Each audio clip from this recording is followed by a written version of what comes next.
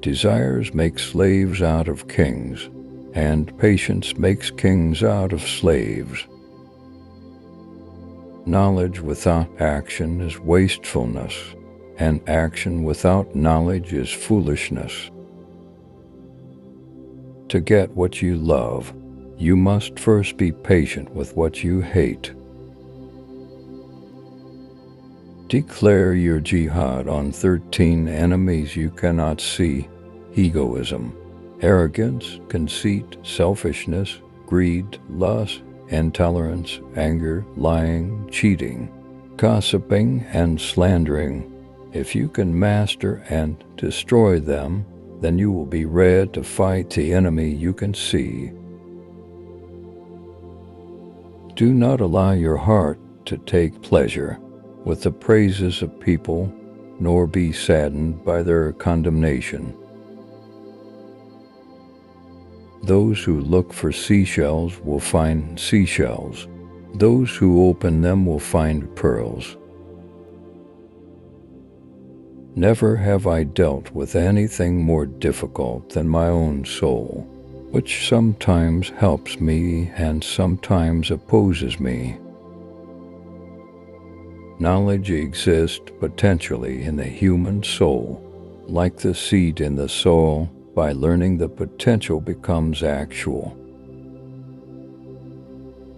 You must convince your heart that whatever Allah has decreed is most appropriate and most beneficial for you.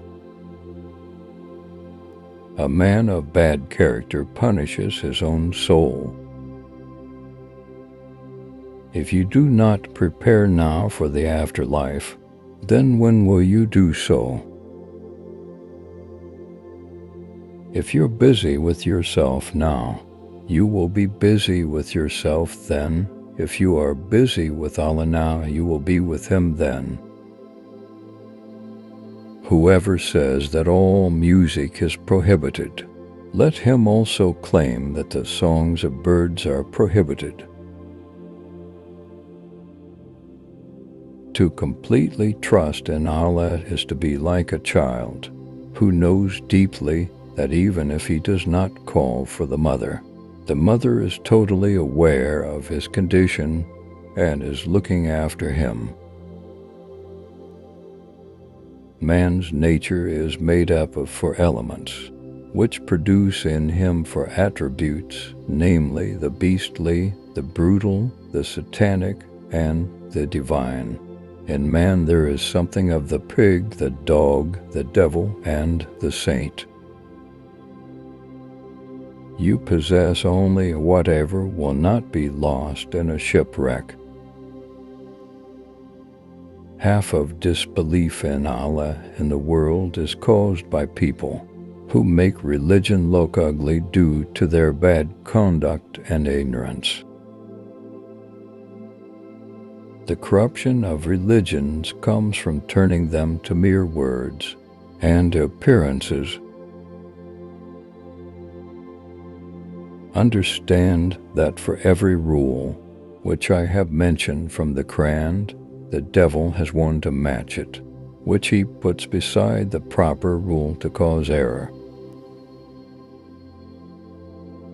People count with self-satisfaction the number of times they have recited the name of God on their prayer beads, but they keep no beads for reckoning the number of idle words they speak. Whoever determines the truth from people alone will remain lost in the plains of bewilderment. Rather, know the truth, and you will know its people. If those who do not possess knowledge avoid the scholarly discussions, disagreement will end. Know, O beloved, that man was not created in jest or at random, but marvelously made and for some great end. Although he is not form everlasting, yet he lives forever, and though his body is mean and earthly, yet his spirit is lofty and divine. The soul should take care of the body, just as the pilgrim on his way to Mecca takes care of his camel. But if the pilgrim spends his whole time in feeding and adorning his camel, the caravan will leave him behind and he will perish in the desert. In God, there is no sorrow or suffering or affliction. If you want to be free of all affliction and suffering, hold fast to God and turn wholly to Him, and to no one else indeed. All your suffering comes from this, that you do not turn toward God and no one else. A human being is not a human being, while his tendencies include self-indulgence, covetousness, temper, and attacking other people. If the world had two gods, it would surely go to ruin. This is the first premise. Now it is known that it has not gone to ruin. This is the second premise. From these premises the conclusion must of necessity follow, that is, the denial of two gods.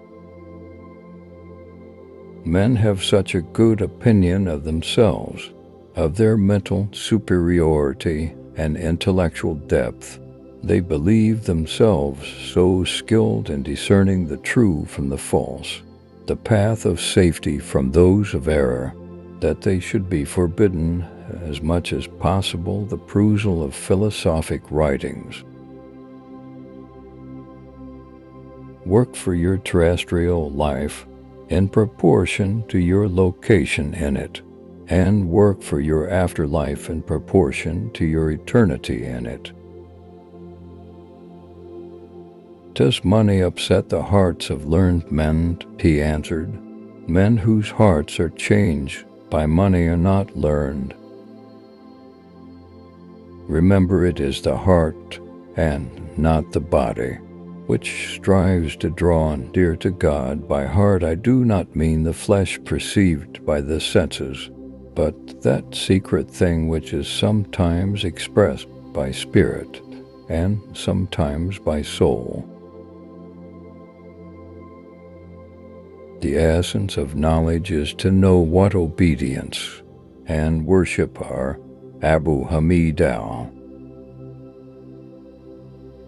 Love for God is the farthest reach of all stations, the sun of the highest degrees, and there is no station after that of love, except its fruit and its consequences.